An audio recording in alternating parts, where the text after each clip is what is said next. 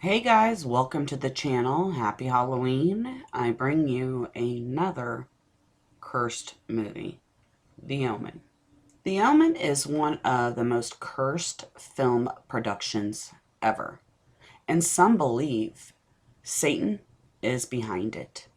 Of all the world's cursed film productions, The Omen is considered to have one of the worst movie curses of all time.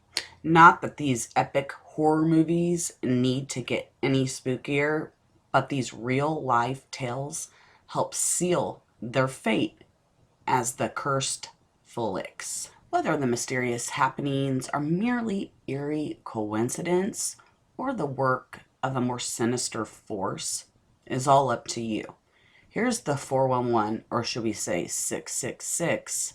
They don't call it the Curse of the Omen for nothing. The cast and crew of this horror classic were haunted by tragic death, and many believe real-life encounters with the supernatural. In June 1975, just 2 months prior to filming The Omen, the lead actor, Gregory Peck's son, shot himself. Then, while flying to London in September, Peck's plane was struck by lightning.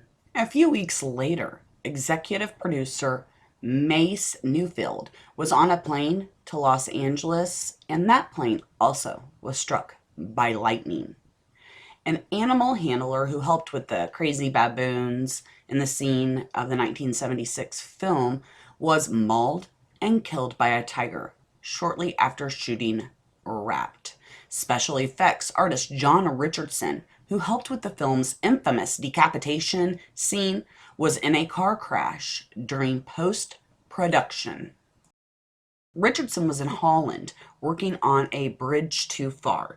Just after midnight on Sunday, the 13th of June 1976, Richardson and his assistant Liz Moore were involved in a deadly car accident. The head-on collision killed Moore, who was cut in half by the other vehicle's wheel, mirroring the on-scene death of the photographer from The Omen. That's weird and tragic, but it gets even weirder. Richardson, dazed from the collision, opened his eyes on the lonely road, and the first thing he freaking sees is a kilometer marker reading Omen 6.66 kilometers. The closest town to the accident was the freaking Omen. After that, the producer, Harvey Bernard, narrowly escaped being struck by lightning while filming in Rome. What gives with the lightning, right? But who could blame him for deciding to carry a cross on set? He was quoted as saying, "The devil was at work and he didn't want this film made." By the release of The Omen on 6/6/1976, get it? 666. Satan was beyond pissed and would not be ignored. He threw everything he had at The Omen. We're talking, like I've told you, planes being struck by lightning, Rottweiler attacks, a death by a tiger, terrorist bombings, and deadly car crashes.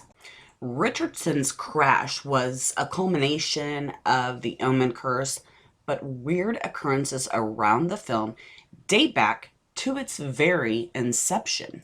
The Omen was conceived by Robert Munger, who had no background at all in film, but who was suddenly struck with the idea of making a movie about the Antichrist as a child. Even before photography began, strange things started happening around The Omen. Among the most memorable set pieces in The Omen is Gregory Peck being attacked by a pack of brutal Rottweilers. To shoot the scene, the highly trained devil dogs were supposed to attack a heavily padded stuntman, but something went very wrong, and the fake attack turned real. The pack of snarling hellhounds nearly killed the stuntman, biting through his padding and refusing to stop, even when their trainer ordered them to. The stuntman survived. During the filming of The Omen, Newfield was staying at the Hilton Hotel in London, but then it blew up. Newfield escaped death. He wasn't in the building at the time, but if the devil is anything, he is persistent. Days later, Newfield, Bernard, and other film executives were en route to a trendy London restaurant, and that blew up too. Again, Newfield missed the explosions by minutes. I guess the devil has trouble with timing, possibly? And The Omen curse still continues. The reboot of The Omen was released on June 6, 2006, in keeping with the franchise's demonic numerical tradition. This time, Peter Postle Wyatt, who starred as the father Brennan, was the victim of the devil's vengeance. During the filming, Pete's brother died, reportedly shortly after drawing the wrong hand in poker. Pete Postal Wyatt was quoted saying this in regards to his brother. The lads down his club told me they'd been playing cards the week before. They were playing open 3-card poker and Mike drew 3 sixes. And if you can't trust the lads down in the club about theological matters, whom can you exactly trust?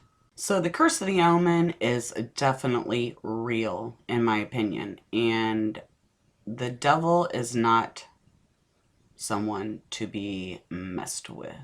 So that's the end of that. Like, subscribe, share, don't. I will see you guys.